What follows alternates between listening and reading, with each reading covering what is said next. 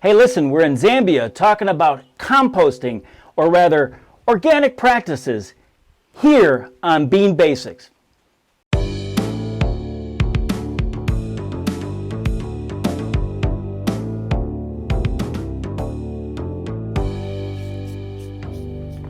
Oh, hey there. Welcome to Bean Basics with Bob and Michelle on the road. We happen to be in sunny Zambia at our Farm Direct relationship at Living Hope International.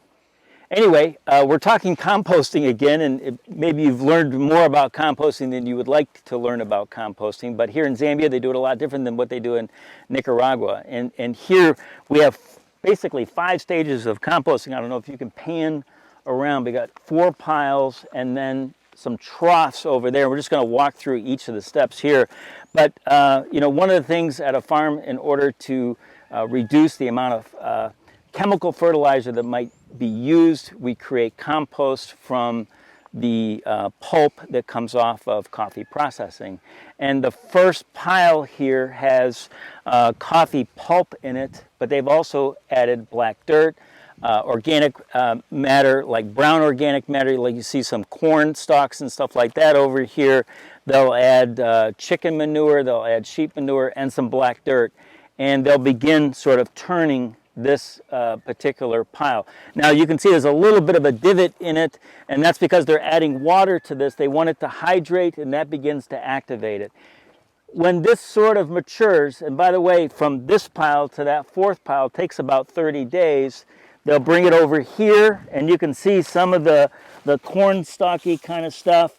But this pile here, if I put my hand on the inside, it gets really hot, right? Because all these ingredients that were here, they begin to turn it, but this can get as high as 60 degrees centigrade. Okay, let's go to the next pile. And then they put water in it, right? To reduce the heat so it doesn't catch fire. They do. They put water to reduce the heat, but you know the bacteria is working on the soil, right? We're just trying to get this organic matter going. And then if you look at this pile, it gets much more refined. I mean, we're starting to see the idea of almost soil.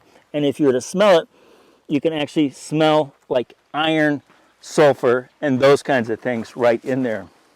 And then we get to the final pile, and this looks like something that you might get at the local garden store. I mean, I got to get some that feels a little bit more moist.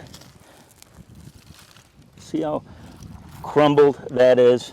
You can see organic matter in there, but one of the issues here in Zambia, you can see over here the soil is red and there's a lot of clay in it. So when we pot plants or we do seedlings and that type of thing, we need to get a lot of this kind of stuff in the ground with it when it's getting planted. But let's get over to these troughs here.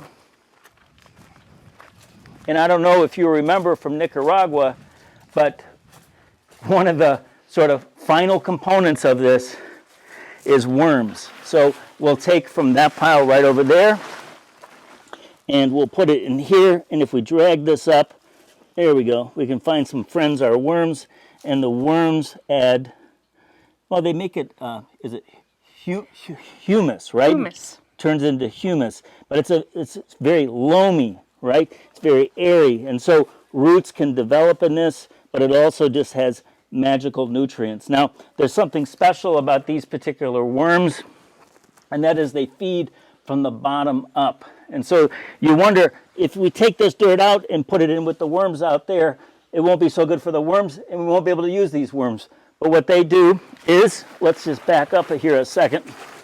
Since the worms feed up from the bottom, after some soil has been worked on, they'll put this netting over it. They'll put some fresh product on top. The worms will find its way to the netting.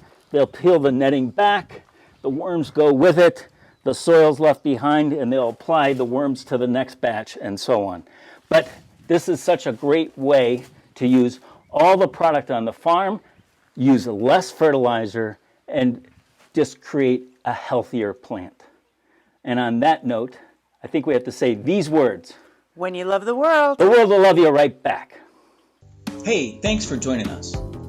For future episodes, click the subscribe button. Bean Basics is brought to you by OneBigIslandInspace.com with 2 G's.